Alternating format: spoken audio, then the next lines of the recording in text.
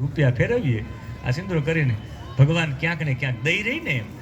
એટલે મેં કીધું સેવા ક્યારે નિષ્ફળ જતી નથી અને સેવા તો ભગવાન ક્યાંક ને ક્યાંક જોઈ છે.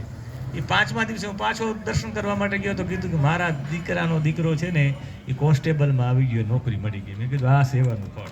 એ તો એક પણ જગ્યાએ વસ્તુ ન રહે કે ક્યાંક ને ક્યાંક પ્રગટ થવાનું જ છે.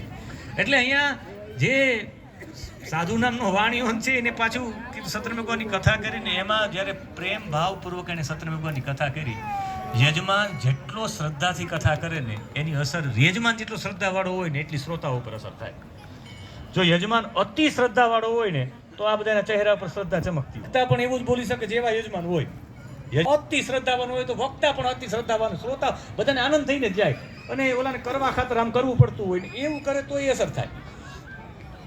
કથાના મનોરથીની અસર આખા વાતાવરણ ઉપર હોય. એટલે આને જે કથા કરી એટલા બધા ભાવથી કરી, મુશ્કેલી બધું જેટલું મેળવું તું બધું લૂંટાઈ ગયું હોય પછી તો ભાવથી જ થાય.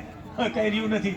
જે હતું એ વેચી નાખ્યું કે એક નો ગોવાળ ને હો નો ગોવાળ. હવે આ ગળામાં ચેન રાખ્યા ને એનું શું કરવાનું, એ વેચી નાખ્યા ને. સ્વતંત્ર ભગવાનની કથામાં શીરામાં કાજુ બદામ ને બધું પકડાય જોરદાર. કે હવે નીચું હું ને હાકડ હું ભોગવ્યું. અને ભાઈ એટલું બધું જોર કરીને ધરારથી બધાને શીરો એટલો આપ્યો ને, ફળ આપ્યા ને, એટલા બધા રાજી કર્યા. બોલો એમ થયું કે આ યાર ભાવિક લોકો છે કે તમે અહીં શેના માટે રોકાણ કરવાનું કારણ ઓલે કીધું અમારું આ બધું ડૂબી ગયું કે અમારી પાસે માણસો છે ડૂબક્યું મારીને કાઢી નાખે. મુંજાઓમાં શીરો બીરો ખાઈને ડૂબક્યું લગાવી ભાઈ.